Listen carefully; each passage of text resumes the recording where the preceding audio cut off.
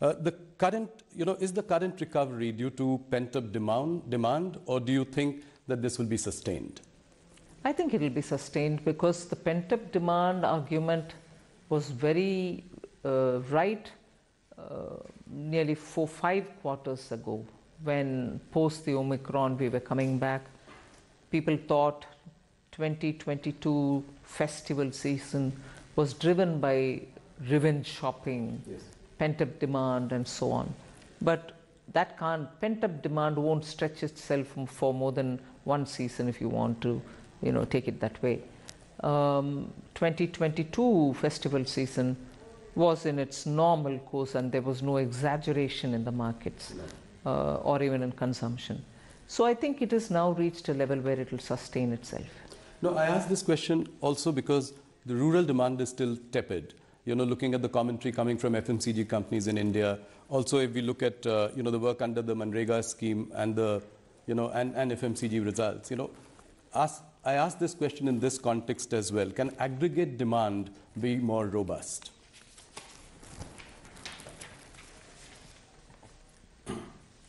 I'm sure you observe the Indian economy as well, yes, in all its great detail. Demand doesn't remain stable and then it doesn't remain only going upward. It does come down sometimes and does go up some other times. In fact, at that time, during the pandemic, even during the lockdown, most of us felt the rural demand is very high, and what could explain it? We thought that the farm outputs were very good, and as a result, they were having quite a few money in their hand, and therefore they were able to sustain it.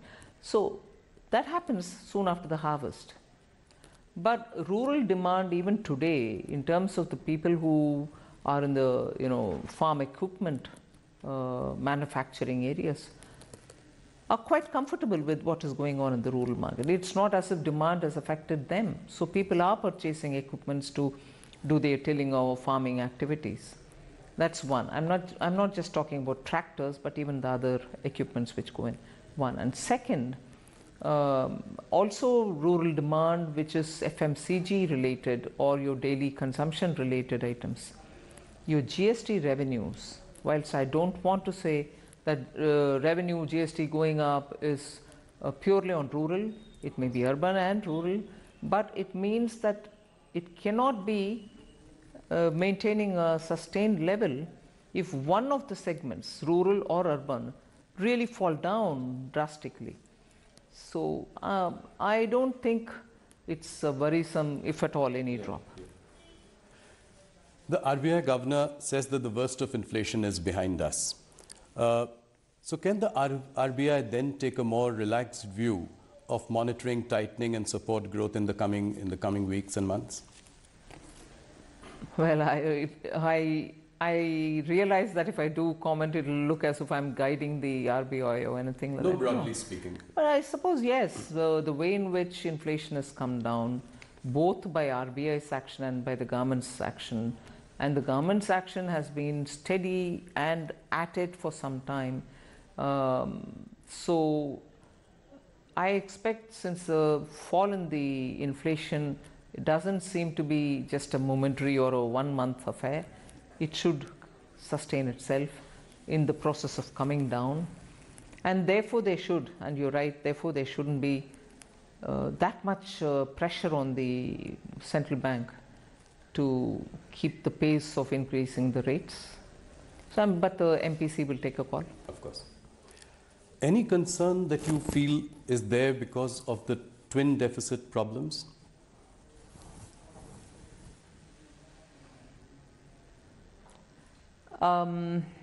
It's not as severe as before. Yes. Yes, when exports come down, you're going to have the current account deficit.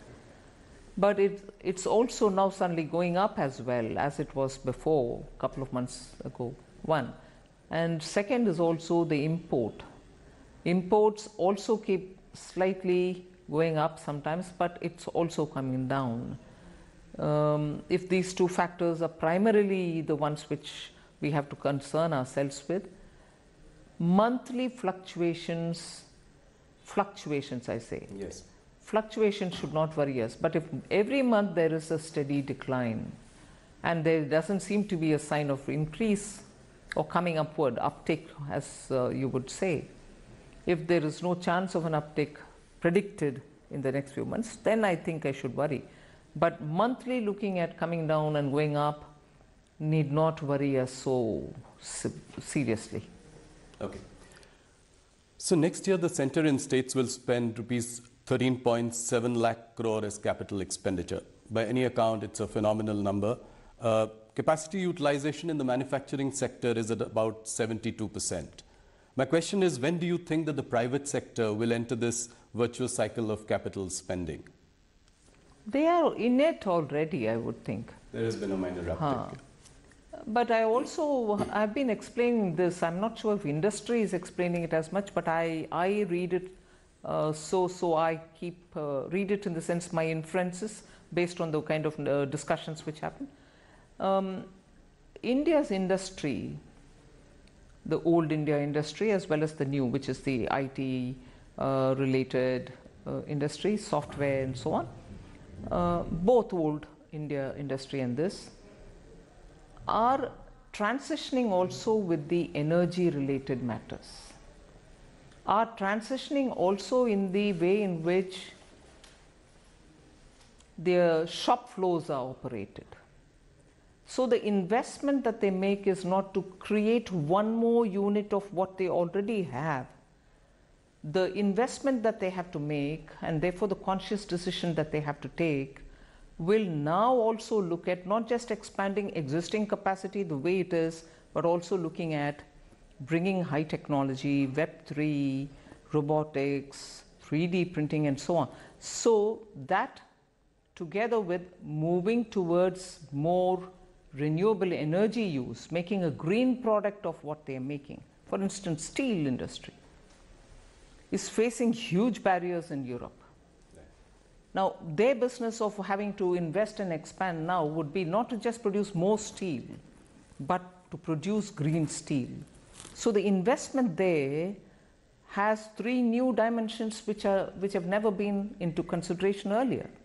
Invest and produce green, produce also with the efficiencies of technology. So all this, when comes into play, when your decision making is being done, does take time and more resources.